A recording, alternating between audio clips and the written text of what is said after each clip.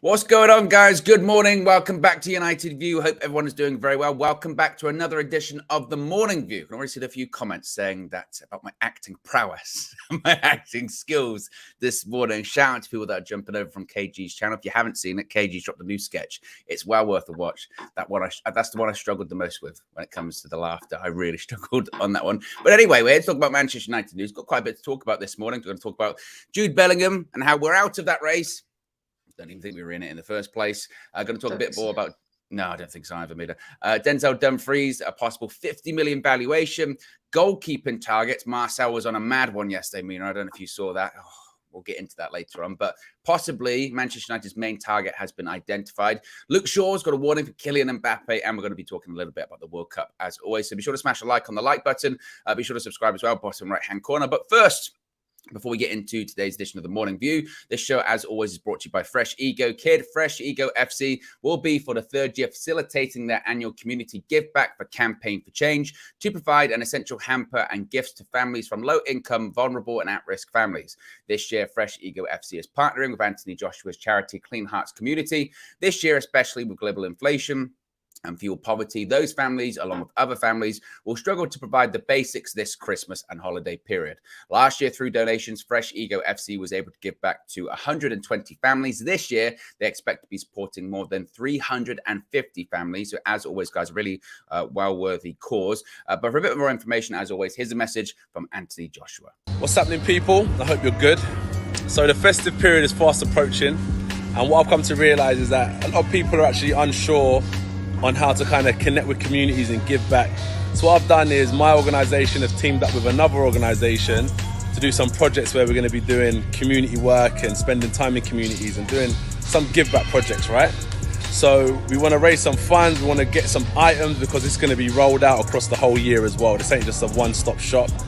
So if you want to get involved, follow the link, follow the Instagram page, the social pages for more info, and your help will be appreciated. We'll be there, I'll be there. It'll be a big community day. Don't worry about that, Leaf. And yeah, we appreciate your support fully, yeah? God bless, be safe, and I'll catch up with you all soon.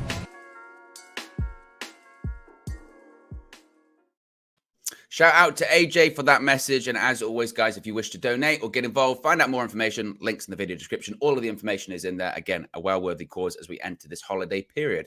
But Mina, good morning, by the way. Morning. Good morning. How are you doing? I've seen you've been busy at work with The Athletic, writing articles, grinding them out. How's it all going?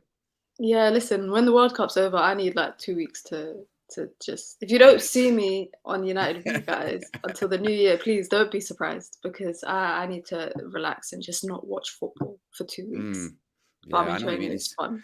It's no rest for the weary, is it? Because even for everyone, once the World Cup ends, season starts right back up again. It's literally like 3 days after the final and United are playing again. Yep. So it's just straight back into it. I mean, even I was just sort of flicking around with the channels at the weekend, and even the Championship's already back. It's back, yeah. Back. I was shocked. I saw, I think it was Sunderland playing Wickham or something like that. Ahmad. It was Sunderland versus Millwall. That was it. Ahmad scored, so that's that. But even like women's football, I've been watching women's football as well. So like, if I'm not watching the World Cup and I'm not watching United loanees, then I'm watching women's football. So it's just non-stop football pretty much until I think end of May. Scary. Yeah, 100% shout out Man United's women's team as well. Beat Aston Villa 5-0, top of the league. I think level on points. Chelsea are top of the league. Yeah, they played after us, and now they're top of the league. But it's big improvement from what we were seeing last season. So shout out to the women's team. 100%, absolutely. I think it was like 30,000 there at Old Trafford, something like that at the weekend. So amazing stuff. Let's talk a little bit about Jude Bellingham this morning. Everyone in England certainly talking about Jude Bellingham. I guess across Europe too. And this is so funny because I was talking to Marcel about this yesterday on the Morning View, and he was like, "Owen, we've got to go in for Jude Bellingham. Jude Bellingham, he is the guy. He's the guy, Owen." Well, Manchester United are out of the race for Jude Bellingham. Manchester United, of course, are huge admirers of Bellingham. Before he went to Borussia Dortmund, showed him around Carrington, met with Sir Alex Ferguson. Ultimately, he decided to go to Germany. And whilst we're huge admirers, it doesn't mean that we're going to sign him. According to Sky in Germany, Erik ten Hag's side is officially out of the running to sign the teenager when he most likely makes his move this coming summer. Manchester City and Real Madrid are cited as the two front runners to secure a deal. Did you think we were ever in that race? Mina, did you ever really think we were ever going to get Jude Bellingham?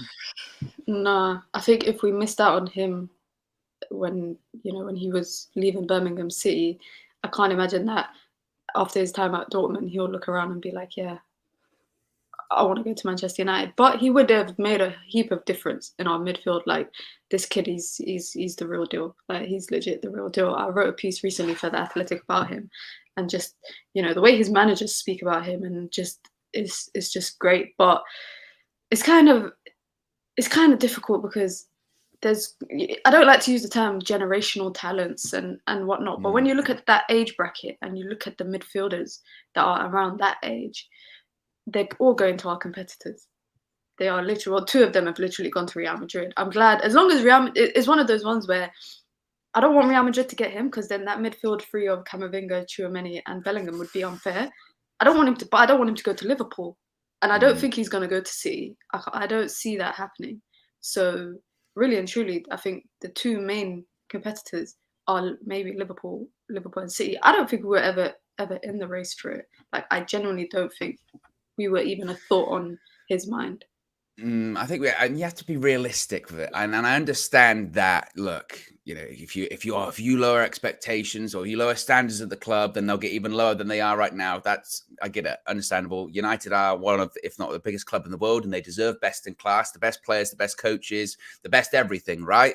But at the same time, as a prospect, as an attractive prospect, at the moment, we just aren't it. If you are someone like Jude Bellingham, which again, don't want to overhype a young player. We've done that before, but legitimately, again, I've said it before, Jude Bellingham is the truth. That's what he is, okay? He is a generational talent. The performances he's doing at this World Cup, people forget. The biggest compliment is he doesn't look 19. You'd have no idea he's that age when he's playing. He just looks like, he looks like the man amongst boys when he's playing. He's that good. And every single club across Europe would want him.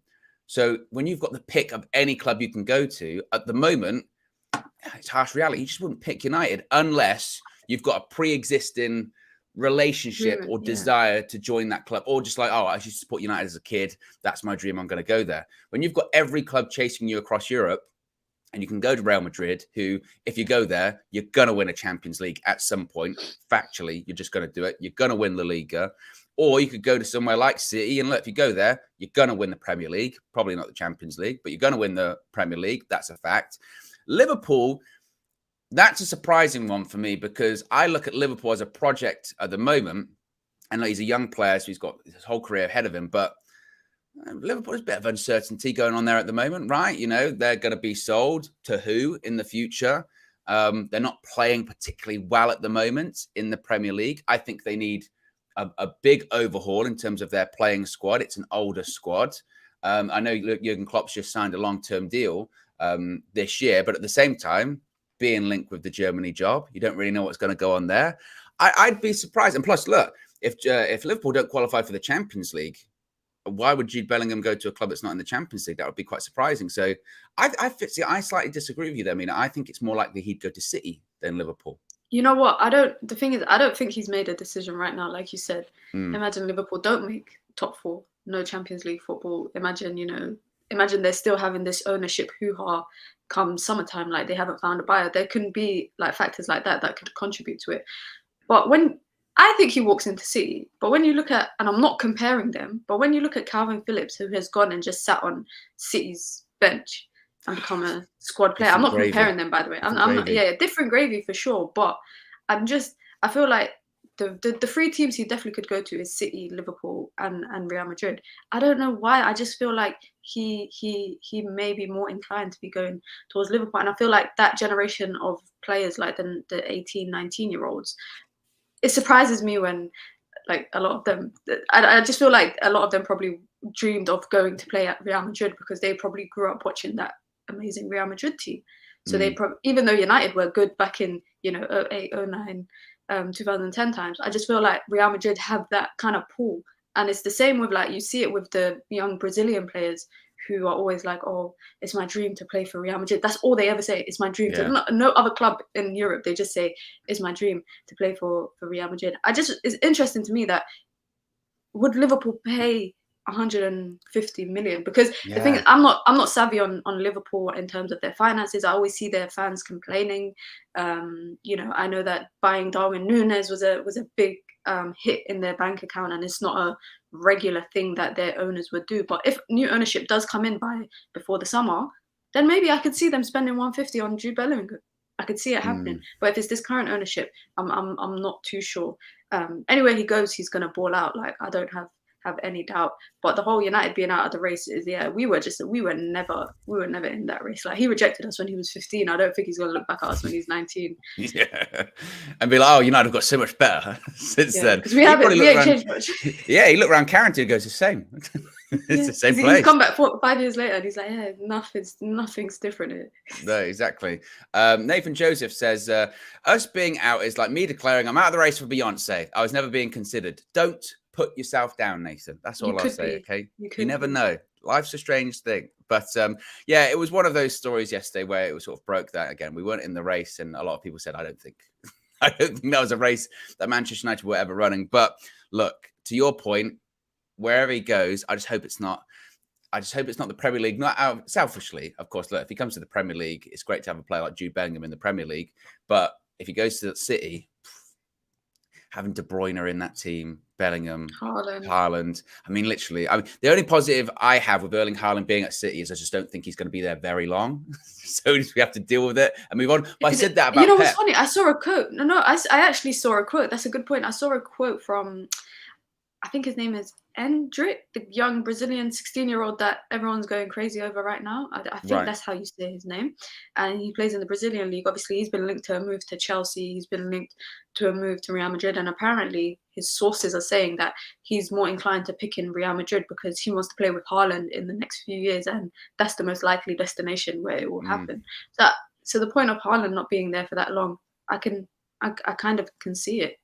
Yeah, 100%. I can do that. And I'd forgotten about Haaland, actually. Come back to the Premier League, refreshed Erling Haaland. Terrifying. Let's move on about a player we are in the race for, Denzel Dumfries. Now, obviously, he's getting some attention, especially with his performance for the Netherlands against the USA.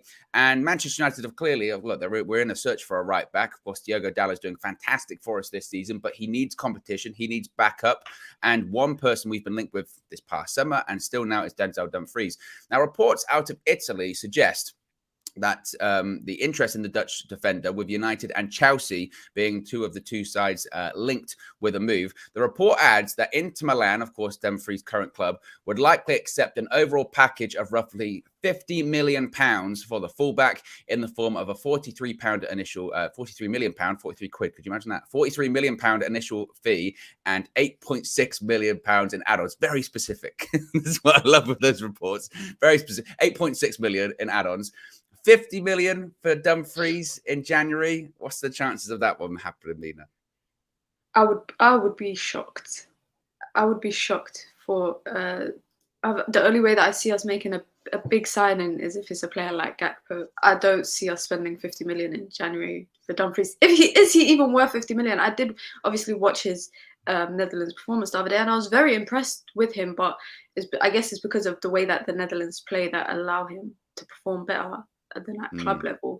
Can't lie, I haven't watched him much at Inter Milan, but rather going for 50 million, I'd rather not. I don't think he's worth that. And I think if we have, hypothetically speaking, a transfer value for January, that's basically all of it, or near enough to all of it we're spending on him. And if we're buying also a backup right back, are you spending 50 million on someone who's back up? Yeah, I'd be really surprised. To your point, I'd be really surprised. I mean, it'd be such a change of pace from United going from we're not buying anyone in January to spending, they're saying 50 million for Cody Gakpo minimum. So you got 50 there, and then 50 for Denzel Dumfries. We'd go from nothing to 100 million quid in January. It's half of what we spent in the summer. So I think we are interested in him. I think that, as I said, I don't think we'll get a right back in January. I think we'll make one signing, and I think that will be Cody Gakpo. Well, the Cody Gakpo-esque player. I mean, the concern now is, of course, that with injuries to Gabriel Jesus, that Arsenal might actually be sniffing around Gakpo a bit more. And other clubs, of course, are still going to be sniffing around him, depending on how well he continues to do at this World Cup. But I think that we'll only make one signing in January, and I don't think it'll be Denzel Dumfries. But look, I've been really impressed with him. The last game, of course, he was excellent. He won man of the match, got those 2 assists, got a goal. I do have some reservations, Mina, because I think sometimes us as fans see a right wing back play and go, oh, it's another right back. And you go, whoa, whoa, whoa. They're 2 different positions. Playing right back and playing right wing back is a different thing, because in that Netherlands side, he's playing right wing back and he's going up and down and he's getting crosses into the box. Fantastic. But also behind him, his right centre back is Jurriën Timber, and he's got some good cover there. And it's a bit different playing at right back for Manchester United than playing right wing back. I believe as well for Inter Milan, they also play a back 3, back 5. So he would also play as a right wing back the majority of the time in that system. So again, would there be concerns about the ability to adapt there from going to regularly playing as a wing back in a back 3/back 5 to going and playing in a back 4 as right back at Man United? Yeah, I think it's definitely a big difference. And also, like, even with like the Netherlands, when I was watching them when they were defending in transition, he was literally playing as he was practically as a right winger, because he didn't drop back that often, because Frankie de Jong was dropping into that centre back role alongside Van Dijk, and Timber was shifting right and Nathan Ake was shifting left to make it like a makeshift back 4, which allowed him and it allowed Dumfries and Daley Blind not to have to drop in as much, even in whether it was in transition attacking or in transition in defense. So I do think that makes a big difference. And you're right, someone playing as a wing back versus playing as a genuine right back is a big difference. I would rather than spending that money, I'd rather have Ten Hag mold Ethan Laird into the kind of backup player that he wants. Unless Ethan Laird would rather be playing consistently like at QPR, which is understandable at this point in his career to be the first choice right back. But rather than spending 50 million and seeing the way that Ethan is performing this season, especially if we're going for a backup right back, we're not going for a starting. We're basically going for a Malacia type signing, someone that we can rotate with the fullback.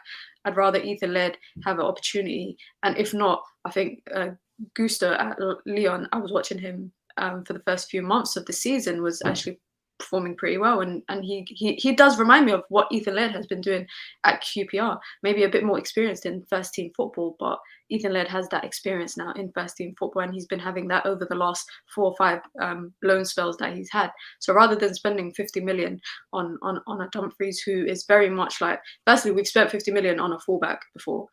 You saw how that turned out. Secondly, Amira says it. Super chat there. 50 million right backs. PTSD. It is PTSD. That's firstly. Secondly, I'm just concerned about a price tag like that for a backup fullback. I don't think that's what you would spend on a backup fullback. Are we using the phrase then backup maybe too strictly there? Because Terrell Malacia was brought in the summer, and I guess he was brought in as a backup left back. But now I don't know if I consider him backup. I consider him competition. Maybe it's the terminology. I mean, to your point, if you spend 50 million on a fullback, you expect him to play a lot of games. You know, that's a lot to bring in someone just to compete. But do we have to sort of rephrase that whole idea of bringing people in as backup? Actually, no, they bring them in as competition. And in Terrell Malacia's case earlier on in the season, he was playing regularly. It was only because his form dropped a little bit. Luke Shaw's improved, and now he's sort of the primary person at left back. Do we need to kind of rephrase the whole backup? Maybe competition is the better word, because realistically, if you're spending 50 million on a fullback, if we brought him, hypothetically speaking, I'd expect him to slot into the starting lineup and Dalot to become backup. But that's probably not the case. I think Ten Hag has made it clear he wants someone that he can rotate with Dalot. And I do think Dalot is his first choice right back. I genuinely think that. I don't think we're going into the market to buy someone to replace him and make him the second choice. I think we're going into the market to buy someone that can play back up to him and allow him to rest, and just with the number of games that we've got for the second half of the season, which is why I think Ethan Laird would be a better option, because you know, we talk about academy kids all the time. He's an academy kid. He's been with the academy since the age of 7 or 8. 2, he's had multiple loan spell opportunities. But I think this one at QPR has really solidified his experience in first team football. So if there's anyone that you would want to be a backup, is someone that has gained that traction of experience playing at right back, playing game in, game out. Someone who would understand, you know, we always talk about understanding the club, but someone that is a born and bred academy kid. And what better opportunity to give like to a player than someone like that? And we're always talking about giving academy players a chance. Obviously this week we've got 2 friendlies, and I do think a majority of the players will be like the academy kids that haven't got a chance. And rather than going out into the market spending 50 million on a right back where we can use that to increase our striking options, you can just recall a player from loan who's performing well. Now I understand if Ethan wasn't performing well, then everyone would be like, oh, leave him out on loan. But he's someone who's performing well and doing good. So, and there's also like a negative to that is like, why recall him when he's playing game in, game out, to make him sit on the bench and, you know, be a rotational player, which could kind of mess up his form. So it's really it's like you have to weigh out the positives and the negatives out of that. But I do think one of the positives are we're not spending 50 million on him. Absolutely. Be sure to smash a like on the like button, guys. Be sure to subscribe, bottom right-hand corner. Got over, bless you. 350 people watching. Let's get to 100 likes. Be sure to subscribe as well, bottom right-hand corner. Remember, you can join the UV Members Club. Links in the video description. It's also the pinned comment in the live chat. You get your badges, your emojis, and your exclusive members-only content as well. Just speaking of Dumfries as well, I just saw a Fabrizio Romano tweet. It was actually from yesterday. But according to Romano, he tweeted out, quote, Denzel Dumfries' agent, when asked on a potential move to a Premier League club, quote, I hope his value doesn't increase. Otherwise, it'll be difficult to transfer him. His agent told Sky Sports. That's such an agent thing to say, isn't it? I hope his valuation doesn't increase because we won't be able to, it would be difficult to transfer him. That to me, though, sounds like an agent and sounds like a player that's looking for that wants to move. Yeah. He's probably thinking, yeah, it definitely sounds like he's more so saying, yeah, it's a message maybe to the club as well to not value him too high to a point where they price teams out of spending on him. Because people do know that it's very, like, you don't get often big signings in January unless the club is well prepared for something that's happening. So his agent probably knows that not everyone will be going into the market in January to spend 50 million. Not everyone's going to do that, especially with the funds that people have spent already this summer. So that sounds like a plea. It sounds like a reaction to. It sounds like a reaction to that maybe that report from Italy going 50 million. Oh whoa. 50. He's not that good. Also, as well, like I said before, I think when it comes to Ethan Laird, I'd bring him back in January. I know that whenever you bring up this discussion, like you just did, you do get a lot of, oh no, keep him out of QPR. He's playing games regularly. But I really do think if he came back, he would play games. Granted, he wouldn't play as many games as he would for QPR for the remainder of the season. But man, as someone that's been in an academy system, it's all about luck. It's all about opportunity. And that's what life is. Look, life's about luck and opportunity and find yourself in the right place in the right time, especially in football. Marcus Rashford, perfect example of he was nowhere near the first team. Anthony Martial gets injured in a Europa League game. He plays, he scores, the rest is history. Who knows what could happen with Diogo Dalot when he comes back after the World Cup. And if Ethan Laird's there, suddenly he might have an opportunity on his hands. Or if Ethan Laird, comes in for a couple of games and he does it right, he might have an opportunity on his hands. And then in the summer, you look at maybe getting a Dumfries or whoever, and then Ethan Laird goes back out on loan, but this time to a Premier League club, and then his development increases even more. So I wouldn't be past it. And my perception on Ethan Laird really did change when I saw him play in that friendly against Rayo Vallecano, and he played really well. And even then at the time, I thought, wow, if Erik ten Hag isn't a fan of Wan-Bissaka, which we all knew by that point, we all knew he wasn't a fan.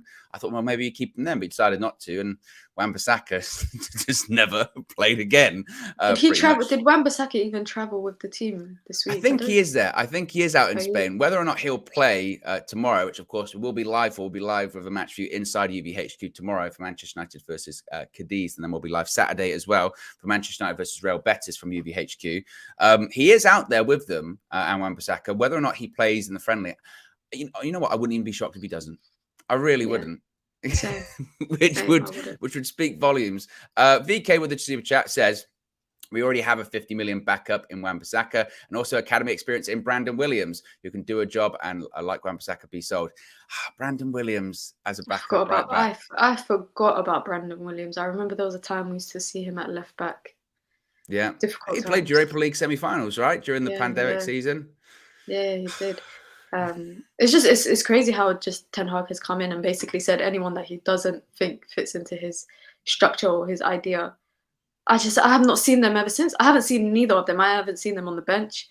I haven't seen them. Yeah, I mean, Brandon Williams, he's by all accounts, he's just been injured the entire time. I think Brandon Williams, it would have been a case of if he was fit in the summer, he'd have probably gone. I think it's a bit like Axel Twanzebe, whereby if he was fit, they'd have sorted out a transfer. They got injured or they were injured coming into preseason in the case of Brandon Williams, and no club was going to take a punt on a guy that's not fully fit. So therefore, he didn't go. I would think it's been his journey has been a case of get fit for January, then you can be sold or then you can be loaned out, which I think would be the case. But again, in the same way that it's about luck when it comes to Ethan Laird, it might be luck about Brandon Williams. He finds himself in a situation where he's the backup right back for Diogo Dalot for the remainder of the season, and then maybe he gets his way into plans. I'd be very surprised. I think Brandon Williams has had probably some better chances than others, to be honest. Yeah, under Ollie, he had a lot of opportunities and didn't work out. I can't look past. Remember that Europa League semi-final, he was at fault for one of the goals, and just Brandon Williams. I'd forgotten about that name too.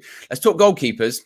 And be sure to smash a like on the like button, guys. 30 likes away from 100 likes. I spoke yesterday, with Marcel about this topic, which, of course, is a favorite of his. And he was saying some wild stuff. Go check out the show yesterday, guys, and go check out the comments because they absolutely roasted him for some of the things he was saying. One of which was, Mina, so we've been linked to Jan Sommer. He's a free agent from Borussia Mönchengladbach at the end of the season. He is 34 later this month.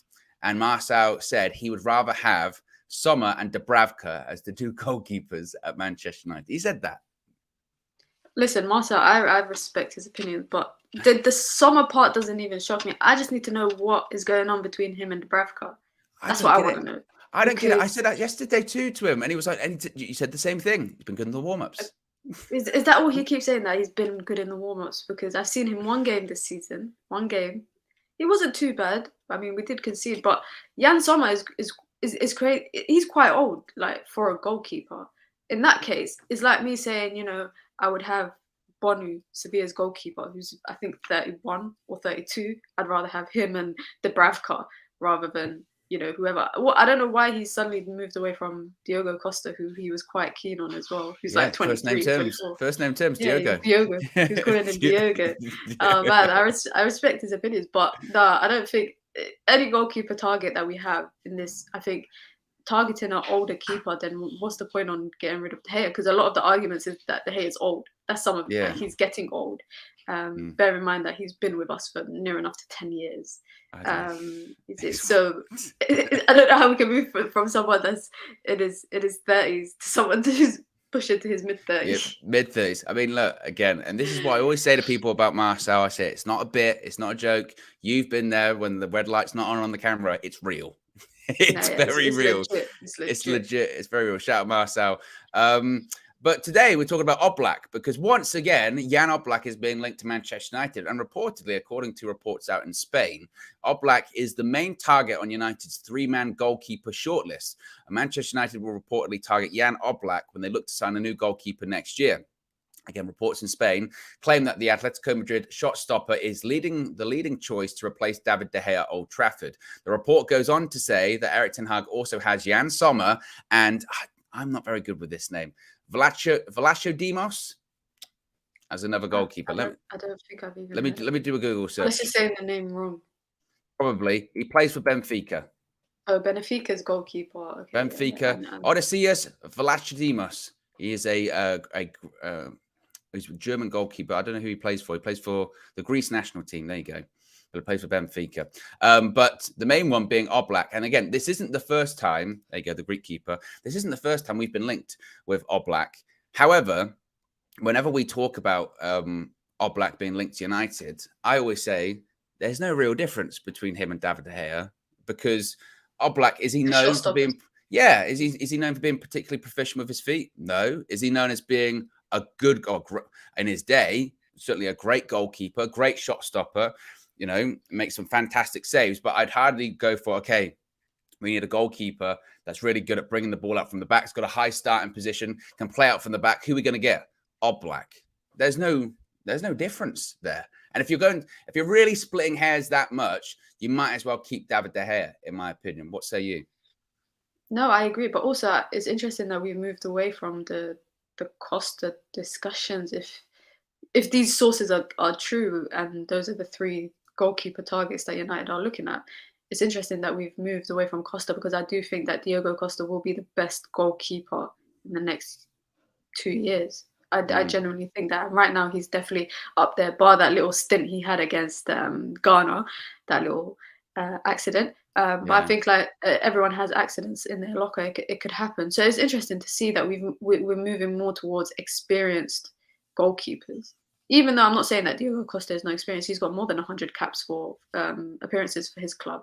He's starting goalkeeper. He came through the Porto system, and I think he was the starting keeper at the age of 19 or 20. I just think it's the price tag, the 70 million, 80 million price tag that people are talking about that might be putting United off. And if we're going to Oblak, and yeah, it's not the first time we've been linked to him. Maybe it's a thing of experience. But then again, him and De Gea, I wouldn't say they're much far off in terms of what they're known for. When I think of Oblak, I don't think of a sweeper keeper. I don't think of like a Nana. Like, that's not the kind of keeper that I think of. The kind of keeper that's playing in his third and is distributing the ball. That's literally not what comes to mind. So if we're moving away from De Gea to move to a goalkeeper that's like De Gea, that's an interesting one. It seems like, I mean, with the Costa one as well, he just signed a new long-term deal, didn't he, at Porto? But at the same time, there was rumours. It's a big price. Yeah, and there was rumours that, you know, there might be a release clause in that, or that might just be a case of him ensuring that Porto get a big fee, like a kind of in a gentleman's agreement. Oh, well, I am going to leave in the summer or soon, but I'll get you good money for me, something like that. But to your point, with all of these people that were just listed, I was just checking them. So you've got, again, Vlachodimos, probably absolutely incorrect in my pronunciation there, but he's 28, 29 next year. You've got Oblak, who's 30 in January. You've obviously David De Gea, who's just turned 32. And then you've got Sommer, who's 34 in about 9 days' time or 11 days' time. So none of those keepers are a particularly young option there. So the idea of, oh, we're going to look for a goalkeeper that, you know, is going to be young and it's going to be the next goalkeeper for 10 years. I know that whenever you talk about signing an older keeper, we do get the Edwin van der Sar argument pushed back in our face because, of course, van der Sar came to the club when he was, 35, played for 6 years and won everything during that period of time, which you go, okay, fair enough. But the position has evolved. It has changed. Van der Sar was, when he signed for United, it's so difficult to sort of try and explain context during that period of time because Van der Sar at that period of time came into a team that wasn't necessarily winning the league because they hadn't won it in like 2 years, but they were still winning trophies during that period of time. And then United went on to become, in sort of the late, like you said, 2006, 2007, 2008, just unbelievable, one of the best United teams ever. But this is a completely different kettle of fish here. And I'd be really surprised. I think that if we're looking to make a change in goal, which again, I'm not opposed to, I saw a comment suggesting, Owen's the definition of player FC the other day. And I'm really not. I've said consistently this season that I think that United do need to move on when it comes to the goalkeeping position. I do think that, if we can find a keeper like a Costa, who's young, who can play out with their feet, I feel like, okay, you've got to make that call because then you've got your position for the next 10, 15 years. Most importantly, the person in that position can play the way the coach wants to play. And, the build-up would be so significantly better. And we've got ball-playing defenders now, Lisandro Martinez, having a keeper that can actually play out with them. You've got to do it. But if you look at the replacement options of being no real upgrade on the position we currently have, why are we trying to force out of the club someone that's been at the club for over a decade for someone that's like for like? That to me just doesn't really make a lot of sense. And frankly, Oblak, you know, a couple of years ago was absolutely brilliant, but I saw the last couple of years he wasn't having the best couple of seasons at Atletico Madrid as well. I mean, we're talking about a Diego Simeone keeper here. We're not talking about a player that's been playing in a side that plays out from the back. So I would think that is doing a swap for the sake of doing a swap. You know what I mean?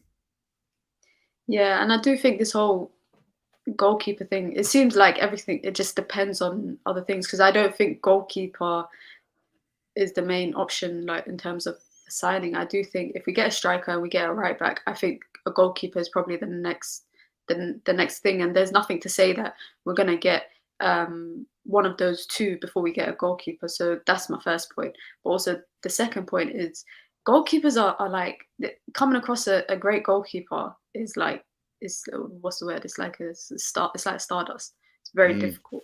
And I think Ten Hag is maybe targeting goalkeepers with reputations like that. He knows that they can perform. Obviously, Oblak hasn't been in the greatest form, but he's still been performing to a decent extent. And it just makes me intrigued to know, what does that mean in terms of David De Gea? Because I do see David De Gea becoming eventually a backup goalkeeper at Manchester United. Obviously, I know that he always talks about how much he loves the club and how he wants to be here for the long term. And if we are definitely going out targeting a goalkeeper, whoever it may be, I do think that it will eventually lead to that goalkeeper being the number one goalkeeper, and David De Gea eventually becoming a number two. And it's sad, because I do see that De Gea, he still has the ability to play number one. I do think he still has the ability to be a number one goalkeeper somewhere.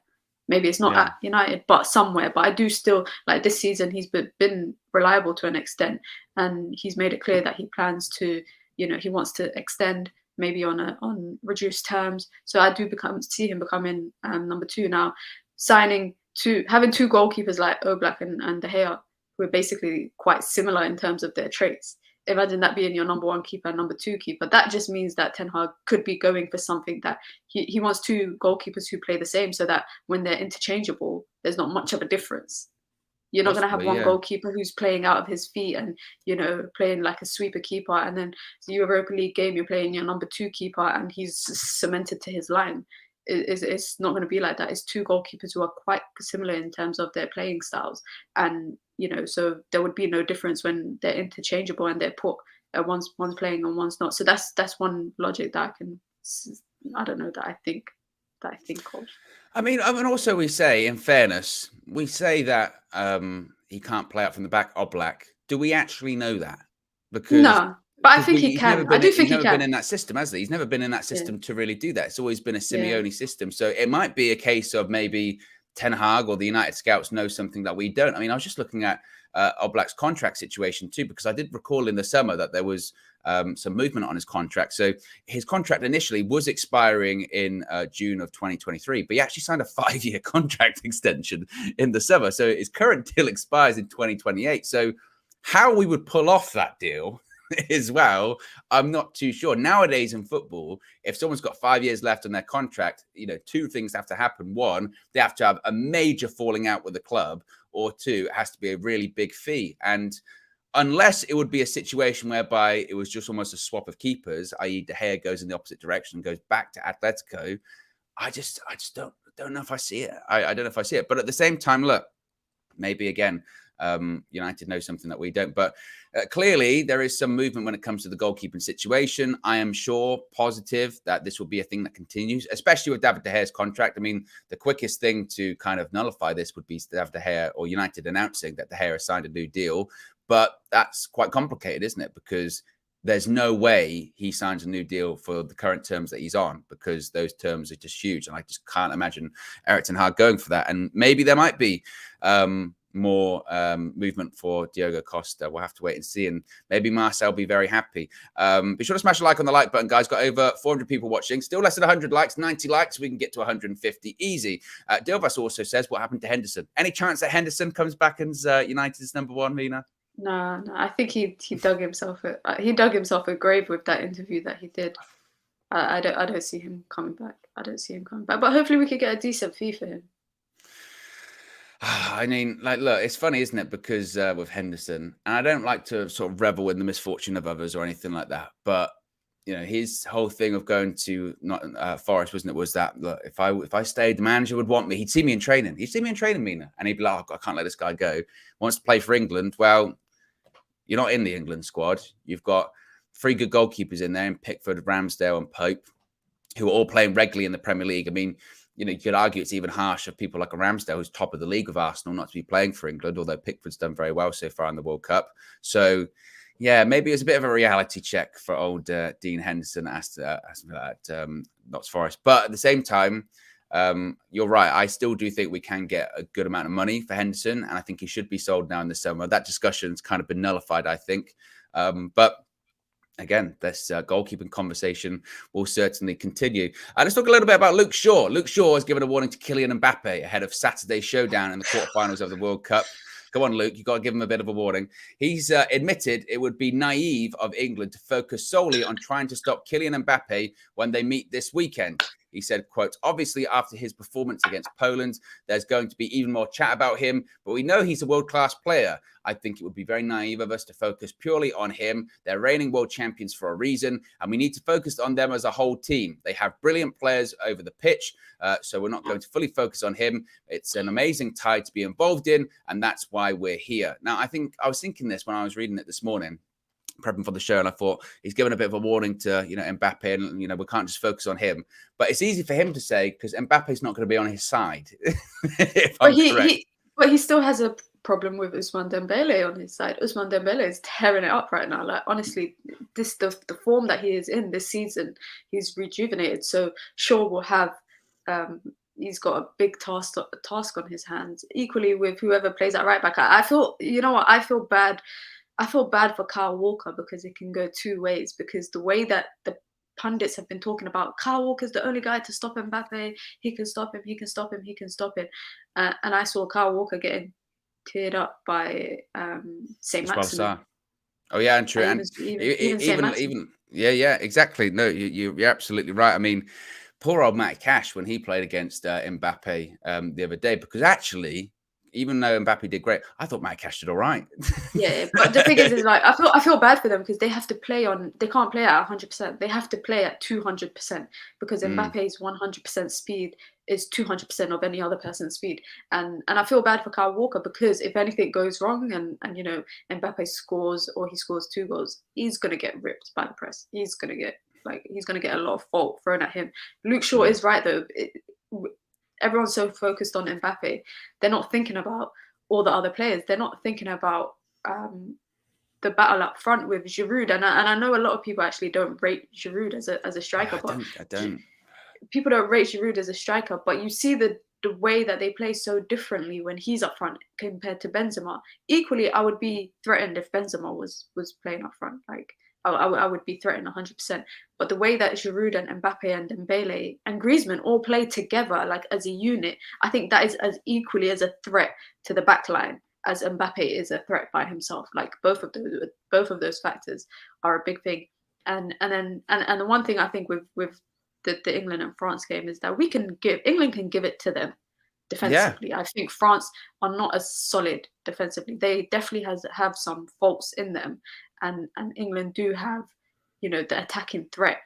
The game is going to be dominated in the middle.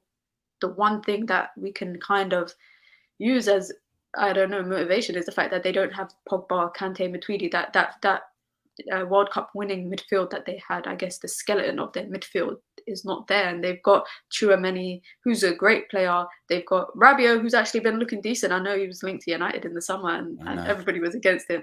He's looked okay, and obviously they've got Griezmann playing in this little this role, I guess, where he's playing in midfield and just behind the strikers. So Shaw is right to say that Mbappe is not the only threat, but it's easy to say that, like I said, when you're not coming up against him. It's very rare that he's going to be on that side. Yeah, no, it's very true. Like, and to your point, you can say those words, but like you said, you've got to deal with Dembele, who's. I mean, in comparison to some of the other players, you could argue Dembele's been a little bit quiet in this tournament so far, but this season for Barcelona, he's been very, very good. It's a bit of a preview, actually, of United versus Barcelona in February, that Europa League tie. I forgot about that as well. But no, when it comes to Mbappe, I think the way to stop him is I don't think you can stop him in a one-on-one battle. I don't think at this stage in Mbappe's career, I'm not sure that's possible. What Kyle Walker needs is support from his teammates. He needs support from, he would be on that right-hand side. So maybe say Bukayo Saka, if he starts, you've got to come back. You've got to come back and help me when Mbappe gets the ball. Or depending on how they line up, it could be a back 3/back 5. If that is the case, you would say, you know, whoever's that right centre back, you've got to come out and support me on that right hand side. But to your point and to Luke Shaw's point, if you focus too much on Mbappe, then you're going to, yeah, exactly. You're going to forget about the other players. And I totally agree with your point about Olivier Giroud. I think that for whatever reason, he gets so much disrespect or he's underrated. I don't understand it, because everywhere he's been, he scored goals and he's won trophies. Even when he was at Arsenal, he still won trophies when he was there. Before he came to Arsenal in France, Montpellier, he won the league with Montpellier. Like, you know, I know it was at Bordeaux, excuse me. But still, you get my point. He wins trophies wherever he goes. He's got Chelsea, wins trophies. AC Milan wins trophies. Like that's what he does, score goals. He's a record goal scorer for France for a reason. And for a big target man, his touch is excellent. And my concern would be, because I've seen this and we have seen this with Harry Maguire at Manchester United, is that sometimes when it's Harry Maguire versus a target man, he gets involved in the wrestling match. When he gets involved in the wrestling match, he never wins. He did it against Senegal. In that first half, Harry Maguire, and I think Maguire did better as the game went on, but that first half, the first 30 minutes, Maguire was Manchester United Maguire. He wasn't England Maguire. He was Manchester United Maguire. And that worries me. That worries me, because the moment that you've got a Griezmann who's playing deep as well, you know, he's playing in a 10, but sometimes he's so deep. He's like basically playing in a midfield 3 at times with Tchouaméni and Rabiot. If you get Griezmann arriving late, is Maguire going to deal with him? But then that's why I think it's a team effort. Like, it's not, I don't think defending will be like a man for man kind of thing. With Mbappe, I can see maybe a back 5. I can see Trippier playing as the right back with Walker as the centre back next to him. I can see them doubling up on him. I can see Henderson dropping in, or Declan Rice dropping in to make that makeshift centre back position to kind of fill it for whichever centre back goes out to the right to double up.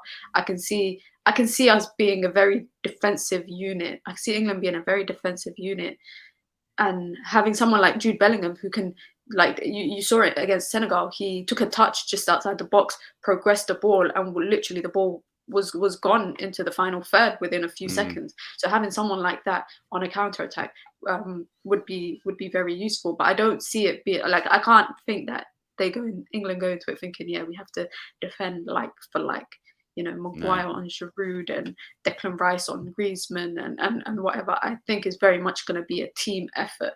And I think John Stones will have a good game. I think people underlook John Stones and his capabilities. He's one of England's best centre backs. I think he's one of the best centre back options that England have.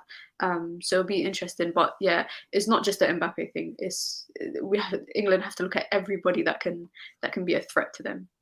Yeah, but at the same time, look, I do think there is potential for England to your point, to get at France. I don't think we should go into the game and be completely terrified. I mean, we should be worried about obviously their attacking threats, but look, we got some really good attacking threats as well. We have been scoring goals, and to your point as well, our midfield actually up against, look, Tchouaméni's a good player, Rabiot's a good player, but you've also got, like I said, Jude Bellingham, who's been playing excellently. Declan Rice, I'd say that matches up pretty well, actually. That's not too bad. And I agree with you. I think that match could be won in the midfield if we are able to dominate that midfield. And again, it depends what formation Southgate goes with. I think that would be our best chance. But I just can't see England going through that game without conceding. I'd be surprised if we managed to keep a clean sheet. I feel like we're going to have to score a couple of goals to win that one. What do you think? You know what? I'm not sure. I just hope no one steps on Varane. Like, I just hope nobody steps on his ankle by accident or anything. I hope Rashford and him, if they come up against each other, I hope Rashford doesn't take it too easy on him, but just doesn't hurt him. I do think France have the capabilities to be pushed in terms of defensively, and like you said, we've got Harry Kane, Marcus Rashford, Bukayo Saka, Phil Foden, Jude Bellingham, Grealish. Obviously, I don't think Raheem Sterling will be back for that game. But England have the capabilities to push France, and it's very much like it might be one of those games where it's like England concede, they have to score. England concede, they have to score, because you're right. With the team that France have, I don't see how England don't concede. But then again, Tunisia, albeit it was their B team, managed to keep a clean sheet against France. True, yeah.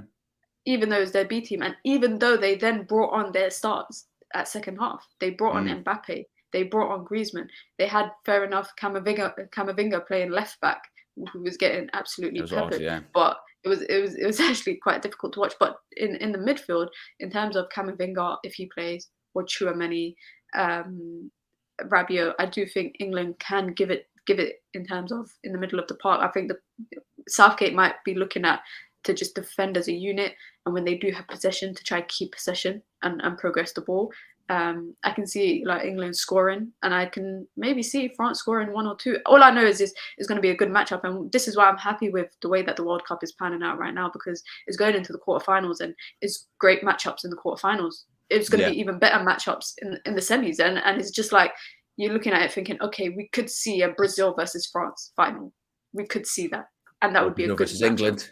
Brazil versus England. Brazil versus England was actually my bracket. That's actually my bracket. I've seen the bracket, yeah. And I've got most of it right. People laughed at me when I said Morocco were going through. I think the only one that I got wrong was Serbia and Germany. There was a big Serbia push. Yeah, there was a big Serbia push. I had my stocks in Serbia, but they let me down. But I did have, obviously, Brazil versus Argentina in the semis. I had Netherlands versus Argentina in the quarters, and I had Brazil versus England in the final, and I did have England versus France. So it could happen. It could definitely happen. But all I'm saying is like the World Cup is setting up to be great fixtures. Everyone's been talking about how it could be the best World Cup, and it could be in terms of the quality of teams, because you saw Brazil last night. And if I was to see Brazil versus this French team in the final, as a football fan, I wouldn't be mad. I wouldn't mind seeing something like that. Argentina versus Brazil in the semis, I wouldn't mind seeing something like that. So England versus France is going to be a good matchup. And I think it's the first time England have played Brazil in knockout football. They've never played them in knockout football. They've only played them in group stages of the World Cup in 1990. But I don't think they've met them in a knockout round. Who's it, England, Brazil? No, England versus France. England versus France. They haven't met in knockout football.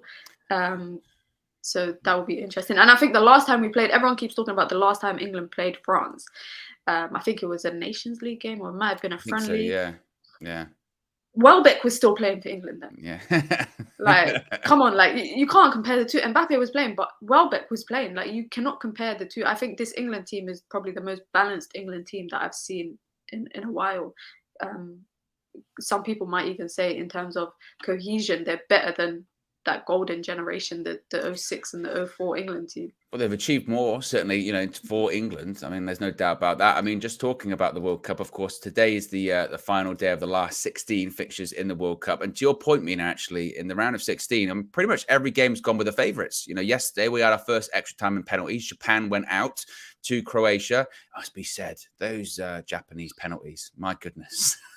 It was good. I was saying this, it was good goalkeeping, but it was just poor penalty. Terrible. But what is wrong with the penalty taking at this World Cup as well? I've got to get on my soapbox this morning, because it was Lewandowski's penalty the other day that had me confused as well. I've been saying this for a long time, a really long time here on the channel. I hate the stuttered, staggered run-up. I can't stand it. Just walk up to the penalty and kick the ball and put it in. And from a goalkeeper's point of view, it's not fair. It's not fair, because when you do that stop, start, as a keeper, you're told you have to stay on your line. Well, they do the stop, start stuff. The keeper's going like that, trying to stay on the line. And Gary Lineker almost made a good point out of it, actually, that it's almost to the point now whereby if they do the stop, start, run up and the penalty's rubbish and the keeper saves it, there's a chance the keeper's going to be off the line. So they go, got to take it again. And that's why I think they do it. I think there's so much limitations on the keeper of a penalty shootout, but for a player, it's just, well, as long as you're continuously moving forward, because that's the rule, isn't it? You can't stop, but as long as you're carrying forward, because that's where they sort of still gradually keep moving. I just can't stand it, Mina. I really don't like it. No, I agree. I remember Pogba had that run up, and I hated it. I hated that run up. But you've seen it in the last week or so. Ayew did it. Lewandowski did it, which it worked for him because he had to retake his penalty because the keeper came off his line. We see yesterday, I think the Japan penalties, they were just under hit. It wasn't even about the run-up. It was just just soft. rubbish. Yeah. It was just soft penalties, slow penalties. And you saw when Croatia was stepping up, they were hammering it in. They were whacking the ball in. Like, and Japan were just being so soft with their penalty taking, which is quite unlucky because I feel bad for them because they actually had a good they had a good game and they held their own. They were unlucky to concede that goal, but the penalty taking that I've seen, I think I've seen more penalties saved during regular time than penalties scored. Yeah. I mean, again, it was. I agree. It was a shame with Japan yesterday because I thought they played some really nice stuff. Actually, they just kind of ran out of gas. I think they played with such a high energy and such a high intensity. They got to 60 minutes and they just dropped off. But again, to the earlier point, every game's gone with the favourites. So the Netherlands are through, Argentina are through, France, England, Croatia, Brazil. Today, you've got Morocco versus Spain, Portugal versus Switzerland. Any chance of an upset today? Could it be Morocco? Could they cause an upset? I think they can. I think Morocco can, and Spain have also shown in their last game of the group stages that they can definitely concede goals. Like they scored 7 against Costa Rica. They are very much good at retaining possession, recycling possession. Morocco are very good at breaking down oppositions and defending as a unit. I'm not sure if anyone, if you lot have been following Morocco, but since their manager came in at the end of August, beginning of September, it's reunited. The first goal that they conceded was an own goal in their last game. That's the first goal they've conceded under the new manager. Defensively, they are very compact. Obviously, they've got 2 great fullbacks in Mazraoui and Hakimi. Then they've got Ziyech, who's playing as a new man under Walid Regragui, who's the manager. And the manager, he understands the team. And I think that cohesion has brought some good structure into the Moroccan team. And the Moroccan football has always been good. They've always been capable of playing football. They are one of the biggest teams in Africa, but for a while they've been missing it. And I think this World Cup, they are showing that not only can they attack, they can catch teams on the counter attack, which is what they actually did with Belgium. They caught them on the counter attack, but because they're so good at defending, they can afford to do that. They can. You'll see it today when they're defending. Everybody is literally in their own half when they're defending, and because they've got the pace of the fullbacks, they've got the pace of the wingers. They can get forward quite quickly, and they've got a good target man in Nasiri, who's the first Moroccan player to score in 2 World Cups, which is a big statistic for a team like Morocco. So if there's anyone going to do it upset, I think it could be Morocco. But don't get me wrong, Switzerland are a good team too. So I think that will be a good game as well. Yeah, I mean, it'll be good for Morocco to get through to have an African side in the quarterfinals.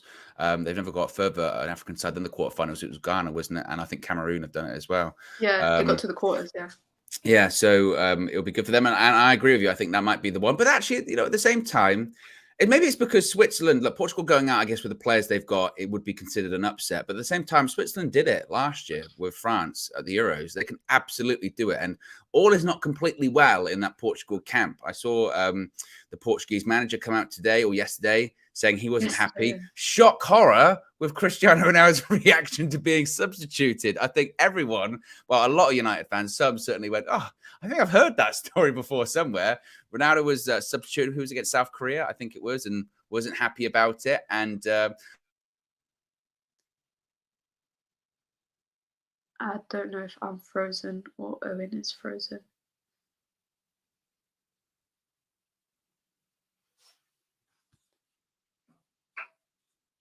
I'm going to assume that Owen is frozen. Can you guys say in the chat if I'm frozen or if Owen's frozen? Because I think it's him. Okay, he's frozen. Okay, guys, welcome. It's not the morning view anymore. It's the minute view. It's the minute view now. Sorry for whatever's happened to Owen. I can't tell you what's happened. He's normally Mr. Reliable. Mr. Reliable is not Mr. Reliable today with his Wi-Fi. Portuguese manager. Oh, there you go. He's back. No, he's not back. He's not back. He's not back. Okay, guys, for the last couple of minutes, it's going to be the minute view. I do think Switzerland can give it to Portugal. Obviously, like Owen was saying before his Wi-Fi cut him off. I think he's back. No, he's not back. I'm back. He's back. He's back. I don't know what's going. The thing is now underneath me, I've got 2 Owens. There's 2 people here. Literally, I've still got the thing. You got the dreaded curse here on StreamYard when you start getting the little Wi-Fi logo at the top. Oh, and yeah. that's what happened. It just went away. And the worst thing is, I said I've got a bit of advice, and I never gave the advice. It was such a cliffhanger. Yeah, I know. It was a big cliffhanger. You're normally Mr. Reliable, but you're not Mr. Reliable today. I got KG's Tesco Wi-Fi. I'm not sure what's going on. I've spending too much time with KG. That's the problem. My advice was to the manager: don't say anything about respect when it comes to Ronaldo. Don't say I took him off because I got too much respect for him. That's the problem. But there you go. Anyway, we're nearly out of time. So that was a perfect cliffhanger. Predictions over today. Who are you going to go for with Morocco and Spain and Portugal, Switzerland? I'm going to stick with my loyalty to Morocco, and I'm going to say 2-1 Morocco. That's quite brave. Portugal, Switzerland, I think it's going to be 2-1. But I'm not going to say who. I'm going to go with, I think Spain win. I'm going to say Spain win. I'm terrible with scores, so I'm not going to do scores, but I'm going to say Spain win. I'm going to say Switzerland beat Portugal. I think that's going to be the upset. And that's not me. You're a Ronaldo hater or anything like that. I just think that... I don't know. I just don't think all's right in Camp Portugal at the moment. So shout out Paolo. You can let us know if all things are right or not. But anyway, guys, be sure to smash a like on the like button. Be sure to subscribe bottom right-hand corner. Remember, I will be back for 2 match views today for Morocco versus Spain and Portugal versus Switzerland. I will be back tomorrow live as well with the morning view. And also, we're going to be inside UVHQ for Manchester United's warm weather camp friendly against Cadiz. We'll be back also Saturday with a match view inside UVHQ. We're going to have a busy Saturday, Mina. It's going to be... I'm still trying to work out the logistics of this. I'm going to try. What time is the game? I think it's at... Yeah.